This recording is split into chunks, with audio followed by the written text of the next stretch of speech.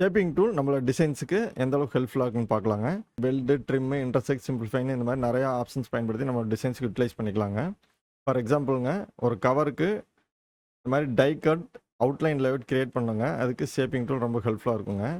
Package டிசைன்ஸுக்கும் இந்த tie cut layout வரைகிறதுக்கு shaping tool ரொம்ப யூஸ்ஃபுல்லாக இருக்குங்க. ஸ்டிக்கர் கட்டிங், லேசர் கட்டிங்க்கு இது ரொம்ப யூஸ்ஃபுல்லாக இருக்குங்க.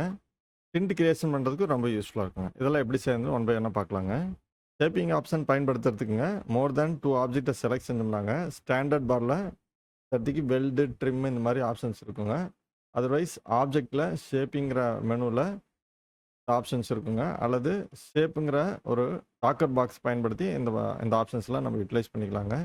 ஃபஸ்ட்டு நம்ம வெல்டுங்கிறது எப்படி யூஸ் ஆகுதுன்னு பார்த்துக்கலாங்க. மோர் தேன் 1 ஆப்ஜெக்டை செலக்ட் செஞ்சுக்கலாங்க. ப்ராப்பர்ட்டி பாரில் வெல்டுங்கிற ஆப்ஷன் எனேபிள் ஆயிரும். இதில் கிளிக் செஞ்சால் போதுங்க, அந்த ஆப்ஜெக்ட் வந்து வெல்ட் ஆயிரும். வெல்டுனா என்ன மீனிங்னாங்க, இது அன்டூ கொடுக்குறேன். ஒயர் ஃப்ரேமில் பாருங்கள், இந்த ஆப்ஜெக்ட்லாம் பாருங்கள் தனித்தனியாக இருக்கும்பொழுது இந்த மாதிரி இருக்குங்க. இது ஒரு ஆப்ஜெக்ட்டு, இது ஒரு ஆப்ஜெக்ட்டு, இது ஒரு ஆப்ஜெக்ட்டு. 3 தனித்தனியாக இருக்கும் பொழுது இந்த மாதிரி இருக்கும். 3 செலக்ட் செய்கிறேங்க. ஒயர் ஃப்ரேம்லேயே இப்போ காமிக்கிறேன். 3 செலக்ட் செய்கிறேங்க. வெல்டுங்கிற ஆப்ஷனை கிளிக் செய்கிறேங்க.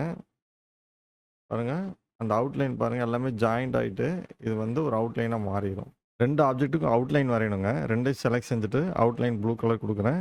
திக்னஸ் வந்து நியர் அபவுட் ஒரு 6 கொடுத்துட்டு பிஹைண்டு ஸ்கேலும் செலக்ட் செஞ்சுக்கிறேன். பாருங்கள், இந்த அவுட்லைன் வந்து இதுக்குள்ளே மிக்ஸ் ஆயிடுச்சு. ஸோ இந்த இடத்துக்கு பாருங்கள், இந்த இடத்துக்கு மிக்ஸ் ஆகிருக்குது. இந்த மாதிரி வரக்கூடாது.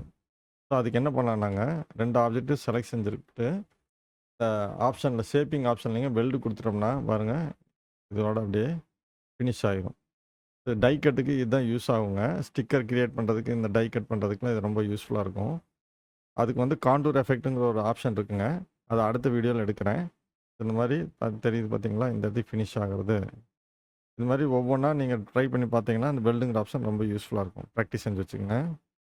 செகண்டு பவுண்டரிங்கிற ஆப்ஷன் பற்றி பார்க்கலாங்க. மோர் தென் 1 ஆப்ஜெக்டை செலக்ட் செய்கிறோம். மேலே ஸ்டேட்டஸ் பார்லிங்க கிரியேட் பவுண்டரின்னு ஒரு ஆப்ஷன் இருக்கும். அதில் ஒரு லெஃப்ட் கிளிக் செஞ்சோம்னா ஒரு அவுட்லைன் மாதிரி கிரியேட் ஆயிருங்க.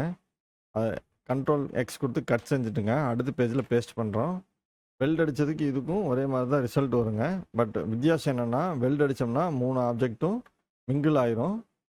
இதில் மிங்கிள் ஆகாது, ஒரு ஆப்ஜெக்ட் மேலே அப்படியே ஒரு அவுட்லைன் மாதிரி கிரியேட் ஆயிருங்க. ஸோ டை கட் பயன்படுத்துறதுக்கு இது ரொம்ப யூஸ்ஃபுல்லாக இருக்கும். இன்னொரு எக்ஸாம்பிள் பார்க்கலாங்க. இது எல்லாமே கவருக்கோட அவுட்லைன் நம்ம வரைஞ்சிருக்கோம். எல்லாமே தனித்தனி ஆப்ஜெக்ட்டுங்க. ஸோ இப்போ எல்லாத்தையுமே செலக்ட் செய்கிறேங்க.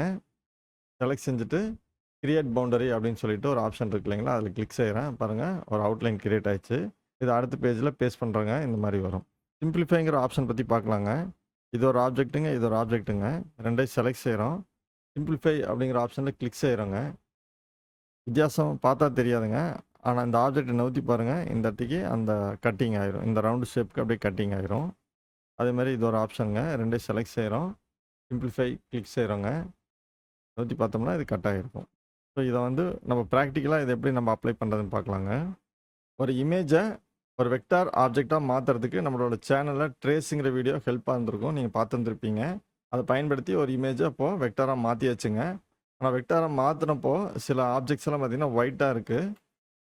அந்த ஒயிட்டாக இருக்கிறத இந்த மாதிரி கட்டிங்காக மாற்றணும். உதாரணத்துக்கு இப்போ இந்த பேக்ரவுண்ட் மாத்திரம் பாருங்கள், அந்த பேக் சைட் பாருங்கள், அந்த மாதிரி அப்படியே ஓப்பனாக இருக்கு இல்லைங்களா, அந்த மாதிரி இதில் மாற்றணும். அது எப்படிங்கிறது பார்க்கலாங்க. ஃபஸ்ட்டு இந்த ஒயிட் ஆப்ஜெக்டை செலக்ட் செஞ்சுக்கலாங்க. ரெண்டாவது இந்த ஆரஞ்சு கலர் ஆப்ஜெக்டை செலக்ட் செஞ்சுக்கலாம். இந்த ரைட் சைட்லேருந்து பாருங்கள் 4வதாக இருக்கும், சிம்பிளிஃபைன்னு இருக்கும். இதில் கிளிக் செஞ்சோம்னா அது கட் ஆயிரும். பட் அந்த ஆக்சுவலாக வந்து அந்த எஃபெக்ட் தெரியாத மாதிரி இருக்கும். பட் இந்த ஒயிட்டை செலக்ட் செஞ்சு டெலீட் செஞ்சோம்னா இது ஓப்பன் ஆயிருங்க.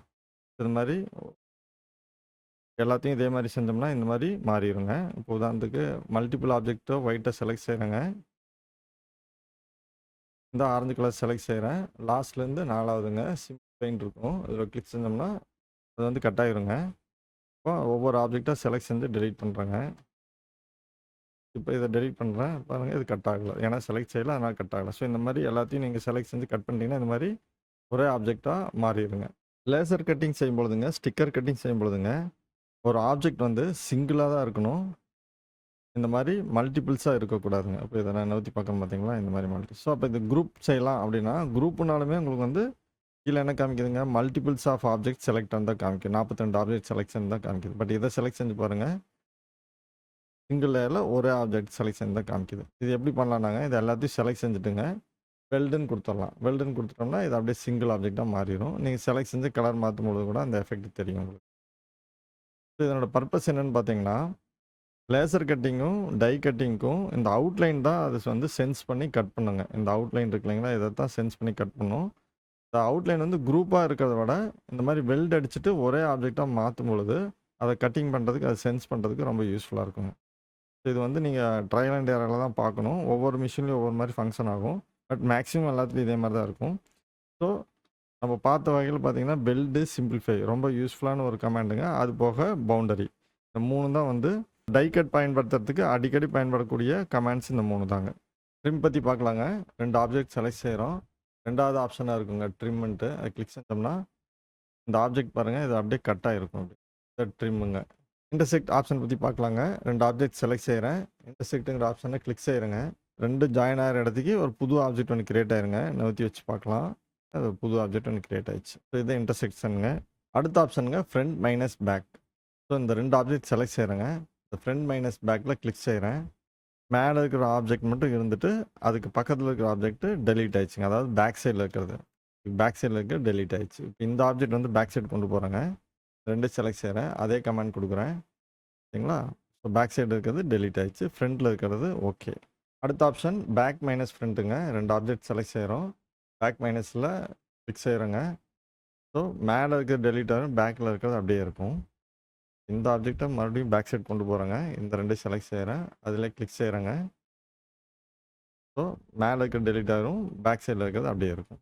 ஸோ இதெல்லாம் வந்து லோகோ கிரியேட் பண்ணுறதுக்கு ரொம்ப யூஸ்ஃபுல்லாக இருக்குங்க. ப்ராக்டிஸ் செஞ்சு பாருங்கள். ஷேப்பிங் டூல்ஸ் நல்லா ப்ராக்டிஸ் செஞ்சு வச்சுக்கோங்க. இதனால் க்ரியேட்டிவான ஒர்க் நிறையா செய்யலாங்க. உங்களுக்கு நிறைய ஆர்டர்ஸ் வரும். இந்த மாதிரி வந்து டை கட் பண்ணுறதுக்கு, லேசர் கட் பண்ணுறதுக்கு, டிண்ட் கிரியேட் பண்ணுறதுக்கு நிறைய ஆப்ஷன்ஸ் இருக்குது. எல்லாமே உங்களோட ப்ராக்டிஸில் தான் இருக்குது. எல்லாமே நல்லா ப்ராக்டிஸ் செஞ்சு நீங்கள் யூட்டிலைஸ் பண்ணும் பொழுது உங்களுக்கு நிறையா வந்து வேல்யூபிளான ஆர்டர்ஸ் நிறையா வருங்க. Thank you for your like, share, subscribe.